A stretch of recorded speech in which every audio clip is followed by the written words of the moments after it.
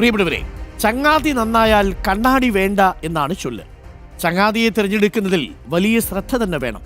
ചിലരുടെ സഹവാസം ഗുണമുണ്ടാക്കുമെങ്കിൽ മറ്റുള്ള ചിലരുടെ ചങ്ങാത്തം നിങ്ങളുടെ ഭാവിയെ തന്നെ അപകടത്തിലാക്കും. മോശം കൂട്ടുകാർ നമ്മളെ അപകടത്തിൽ ചാടിക്കും, പറ്റിക്കും.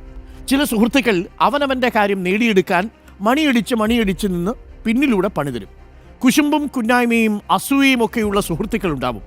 കുരുത്തം കെട്ട ചങ്ങാതിമാർ നമ്മളെ കുരുത്തക്കേടുകളിലേക്ക് നയിക്കും.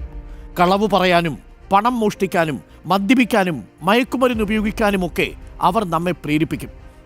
നമ്മുടെ ഫ്രണ്ട് നമുക്ക് പണിയാകുമെന്ന് മനസ്സിലാക്കിയാൽ അവരെ ഒഴിവാക്കിയേക്കും. അത്തരം ബന്ധങ്ങൾ മുളയിലേ തന്നെ നുള്ളണം. നന്നാവാൻ അവസരവും നൽകി നോക്കാം, എന്നിട്ടും വഞ്ചി കരക്കെടുക്കുന്നില്ലെങ്കിൽ ഗെറ്റ് ദം ലോസ്റ്റ് എന്ന് മാത്രം നമ്മൾ പറയുക. പക്ഷേ കാര്യം ഇങ്ങനെയൊക്കെ ആണെങ്കിലും നല്ല സുഹൃത്തുക്കളും നമുക്കുണ്ട് കേട്ടോ. നല്ല സ്നേഹിതരെ നിലനിർത്തുന്നതിനും സ്നേഹബന്ധം ശക്തിപ്പെടുത്തുന്നതിനും നമുക്ക് സാധിക്കണം. സന്തോഷത്തിലും ദുഃഖത്തിലും നിങ്ങൾക്കൊപ്പം ചേർന്നു നിൽക്കുന്നവരാണ് നല്ല സ്നേഹിതർ. നിങ്ങളുടെ പ്രശ്നങ്ങൾ വന്ന് പറയുന്നത് കേൾക്കുമ്പോൾ നിങ്ങൾക്ക് കാതു തരുന്നവരാണ് ഉറ്റ തോഴർ. അവർക്ക് നിങ്ങളുടെ ഉള്ളെറിഞ്ഞ് പെരുമാറാനാകും. നിങ്ങളുടെ ഉയിരിൻ്റെ കൂടപ്പിറപ്പുകളായിത്തീരും.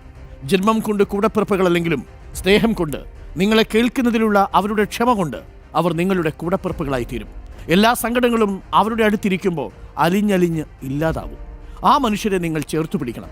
ഇങ്ങനെ നല്ല സുഹൃത്തുക്കളെ കിട്ടാനും ദുഷ്ടസംസർഗം ഒഴിവാക്കാനും വേണ്ടി പണ്ടുകാലത്ത് ഒരുപാട് പ്രാർത്ഥനകളൊക്കെ നമ്മൾ കിടക്കുന്നതിന് മുമ്പ് ജപിച്ചിട്ട് കിടക്കുമായിരുന്നു. എന്തായിരുന്നു?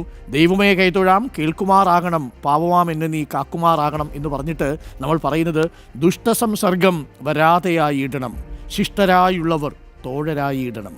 അത് നിരന്തരം പ്രാർത്ഥിക്കുക. നിങ്ങൾ കുറ്റത്തോഴരെ കിട്ടും. നിങ്ങളുടെ കൂടപ്പിറപ്പുകളല്ലെങ്കിലും നിങ്ങളുടെ ഉയിർപ്പിറപ്പുകളായിരിക്കുന്ന മനുഷ്യർ, നിങ്ങളുടെ ഉയര അന്ത്യത്തോളം നിങ്ങൾക്കൊപ്പം, നിങ്ങളെ കേൾക്കാൻ നിങ്ങൾക്കുള്ള നല്ല കാതുകളായിരിക്കുന്ന മനുഷ്യർ, അവർക്കൊപ്പം നിങ്ങൾ ജീവിച്ചു തുടങ്ങുക.